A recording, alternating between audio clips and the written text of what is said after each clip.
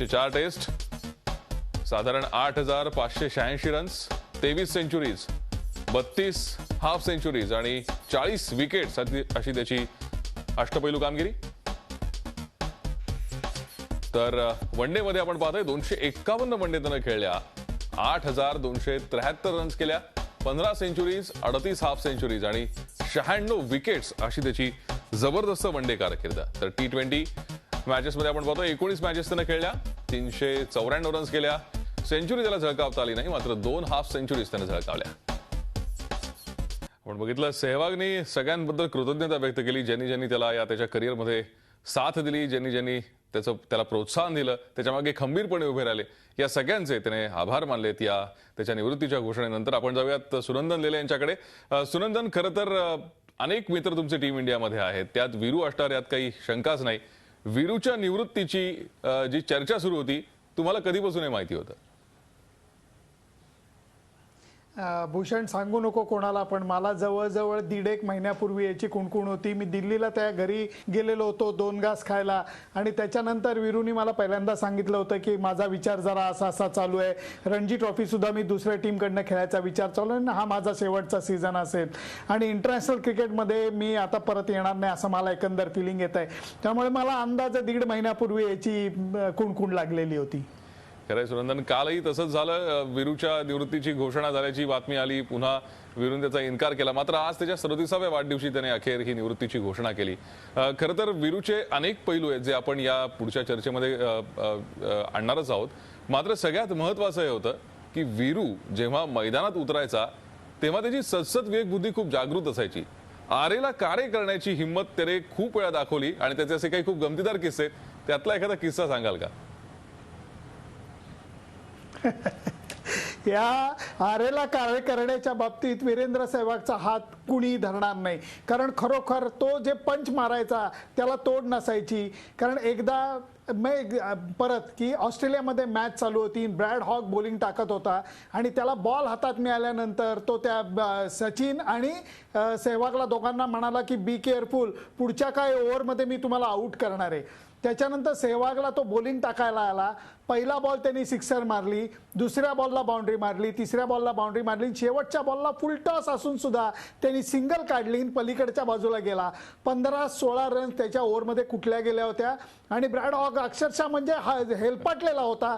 तो अंपायरकडनं कॅप घेत असताना सेहवागनी त्याला बोलवलं आणि त्याला म्हणाला, Hoggy I can see you waiting in your pants, go and change your nappy. हे बोलण्याची हिंमत फक्त सेहवाग करू शकतो. त्याचे खूप असे किस्से आहेत, काय सांगून काय नको असं होतंय मला. खरंय सुनंदन, खरं तर शोएब आणि त्याचा गाजलेला किस्सा आपल्या सगळ्यांनाच माहिती आहे, पण सेहवागने जेव्हा त्याच्या करिअरची सुरुवात केली तेव्हा एक से बढ़कर एक बॅट्समन खरं तर टीम इंडियाकडे होते. गांगुली असेल, लक्ष्मण असेल, सचिन असेल, या सगळ्यांमध्ये सुद्धा सेहवागने आपली एक वेगळी छाप सोडली. काय सांगाल?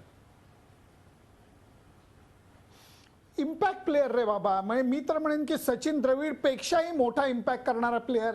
त्याचं कारण असं आहे भूषण की ज्या वेळेला सचिन किंवा राहुल सेंचुरी करायचे तेव्हा ते अक्षरशः ड्रिल मशीननी समोरच्या यांच्या डोक्याला ड्रिल करायचे. सेहवाग जो असायचा, सेहवाग त्यांच्या पाठीत धपाटा करायचा. सेहवागच्या इनिंगचा परिणाम असा व्हायचा, कळायच्या आत स्कोरबोर्डवरती भरमसाठ मोठ्या रन्स लागलेल्या असायच्या, बॉलर्स खच्ची झालेले असायचे आणि कॅप्टनला कळायचं नाही की नक्की फिल्डिंग कुठं लावायची. या मानसिक धक्क्यातनं समोरची टीम सावरायची नाही. याचा परिणाम असा व्हायचा की सेहवागच्या इम्पॅक्टफुल सेंचुरीनंतर किंवा डबल सेंचुरीनंतर, ट्रिपल सेंचुरीनंतर आपल्या बॉलर्सना भरपूर वेळ मिळायचा समोरच्या टीमला आउट काढण्याकरता. हा जो इम्पॅक्ट होता तो सेहवाग सोडून दुसरा कुणी देऊ शकणार नाही. म्हणून मी परत सांगतो की आधुनिक जमान्यातलाच नाही तर आत्तापर्यंतचा सर्वात मोठा मॅच विनर असं मी सेहवागचं वर्णन करीन.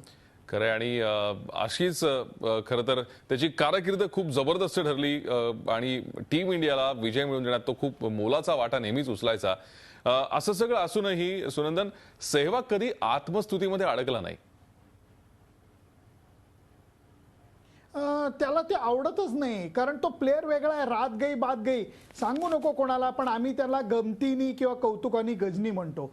गजनी अशा करता म्हणतो की शॉर्ट टर्म मेमरी लॉस, 0 आणि 300 दोन्ही तो मागे सोडतो. एक किस्सा परत पटकन तुला सांगतो की त्याच्या पहिल्या ट्रिपल सेंचुरीचं एवढं कौतुक झालं, दुसरी ट्रिपल सेंचुरी त्यांनी चेपॉक मैदानावरती केली. मॅच संपली आणि त्याच्यानंतर सेहवाग प्रेस कॉन्फरन्सला आला.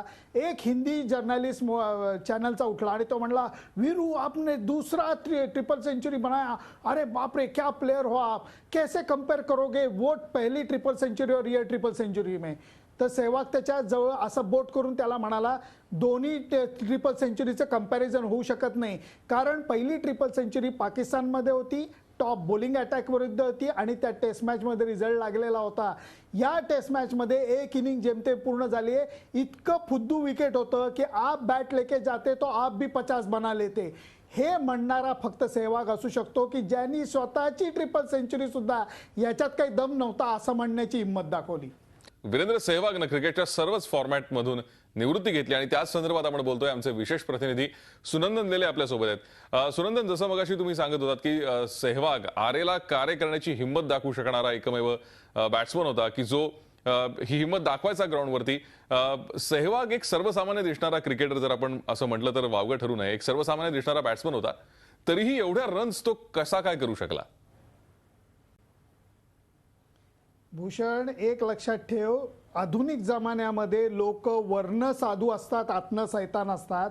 सेहवाग एकच प्लेअर असा होता जो वर्ण सैतान दिसायचा आणि आत्न साधू होता. मला म्हणायचा मतलब असा आहे की वर्ण कॅज्युअल दिसणारा सेहवाग मनातनं प्रचंड निग्रही होता. हे माझं मत नाही, हे राहुल द्रविडचं मत आहे. त्याचं कारण जर का त्याच्याकडे तो निग्रह, ती कॉन्सन्ट्रेशन करण्याची क्षमता नसती तर 2 100 आणि त्याच्याही पेक्षा विस्मयकारक कामगिरी म्हणजे ओपनिंगला जाऊन शेवटपर्यंत नॉट आउट राहून नॉट आउट 100 करणारा हा प्लेअर होता.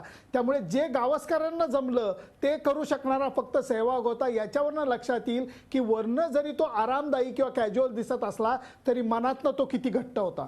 खरं. आणि ग्राउंडवरती जसं तो आरेला कार्य करायचा, किती स्लेजिंग सेहवाग खरं तर करायचा, आम्हाला सगळ्यांनाच प्रश्न आहे. त्याच्या सेहवागच्या स्लेजिंगच्या पद्धती फार विचित्र होत्या. चितगावला एक टेस्ट मॅच होती की ज्या वेळेला लोअर बॅकच्या प्रॉब्लेममुळे धोनीने अचानक सांगितलं उद्याच्या मॅचला मी खेळणार नाही. सेहवाग व्हाईस कॅप्टन होता, तू कॅप्टनशिप आणि तू प्रेस कॉन्फरन्सला जा. 5 मिनिटाचा अवधी होता. सेहवाग प्रेस कॉन्फरन्सला आला आणि त्याच्यानंतर त्यांनी त्याच्या पद्धतीने उत्तर द्यायला सुरुवात केली. बांगलादेशी पत्रकारांनी मोठ्या कौतुकाने प्रश्न विचारला, India captain mister Virender Sehwag, what do you think about Bangladesh team? तर सेहवाग म्हणला, they are a ordinary side. Press कॉन्फरन्समध्ये बॉम्ब फुटला, सगळे भडकले. ते म्हणले इन व्हॉट रिस्पेक्ट? तो म्हणला इन ऑल रिस्पेक्ट. इतके भडकले पत्रकार, बांगलादेशी पत्रकार. आणि त्याच्यानंतर मी पहिल्या रांगेत बसलो होतो. अजूनही त्याने मला खांद्यावरती हात टाकलात घेऊन गेला. तो म्हणला, लेले साहब कैसे उंगली की, अब थोड़ा सा तो मोटिवेट होंगे, चिल्ला चिल्ली करेंगे, नहीं तो ये फुद्दू साइड के खिलाफ खेलने के लिए मोटिवेट कौन करेगा, मेरा बाप. हे स्लेजिंग आहे. आणि दुसऱ्या दिवशी एवढी आरडाओरडी झाली. सेहवाग दुश्मन नंबर 1 आहे बांगलादेशचा आणि ती दुश्मनी 2011 वर्ल्ड कप पर्यंत चालू राहिलेली होती, हे विसरायला नको. खरं तर सचिन आणि सेहवाग या दोघांच्याही स्टाईलमध्ये बरंच साम्य असल्याचं सुरुवातीला बोललं गेलं. म्हणजे दोघंही क्रीजवरती बॅटिंग करताना कळायचं नाही की स्ट्राईकला कोण आहे, नॉन स्ट्राईक एंडला कोण आहे. सचिन आणि सेहवाग यांचं नातं कसं होतं? सचिन सेहवाग बद्दल नेहमी काय बोलायचा? परत तो म्हटला की सचिन आणि सेहवाग मध्ये फरक एवढाच आहे की दोघांच्या बँक बॅलन्स मध्ये फरक आहे. हे तो डायरेक्ट बोललेला होता. परंतु त्या दोघांचं नातं फार अनोखं होतं, अत्यंत प्रेमाचं, कौतुकाचं होतं. सचिन म्हणायचा की याच्याबरोबर ओपनिंगला जाताना याचं कौतुक करावं, हसावं का रडावं हे मला कळायचं नाही. कारण कितीही सिरियस मॅच असली तरी हा कधी हनुमान चालीसा म्हणत मैदानात उतरायचा, कधी मैं जिंदगी का साथ निभाता चला गया हे शिट्टी वाजवत आत पडायचा. म्हणलं सचिन म्हणायचा की मी त्याच्याबरोबर ओपनिंगला बॅटिंगला जात असताना मलाही शंका असायची की आता यावेळेला हा काय म्हणणार. दरवेळेला देवाचं नाव नाही, कधी देवानंदचं गाणं, कधी कुठलं काय. इतका बिंदास बेधडक आहे. 2011 साली अजून एक गंमत झालेली होती की पहिल्याच मॅचमध्ये बांगलादेश विरुद्ध सेहवागच्या चुकीने सचिन रनआउट झालेला होता. तर ते रनआउट झाल्यानंतर सेहवागने अक्षरशः डोक्याला हात लावला. सचिन भडकलेला होता. तो सचिनकडे गेला आणि म्हणला, पाजी माफ करना, गलती मेरी थी, लेकिन आप चिंता मत करो, आपकी भी रन्स मैं बना लूंगा. सेहवागनी त्या दिवशी 175 रन्स केल्या आणि आत गेल्यानंतर सचिनला म्हणला, पाजी आपके 75 मेरे 100 है. क्या बात आहे. खरं तर असा हा एक उमदा प्लेअर आपण म्हणूयात क्रिकेटमध्ये होता आणि त्याने आता सगळ्याच फॉर्मॅटमध्ये निवृत्ती घेतली आहे. त्यामुळे एक वेगळी छाप जी सेहवागने भारतीय क्रिकेटवर सोडली आहे त्याला सगळेच सलाम करतील. धन्यवाद सुनंदन, ही सविस्तर चर्चा आमच्याशी केली त्याबद्दल. झी 24 तास रहा एक पाऊल पुढे.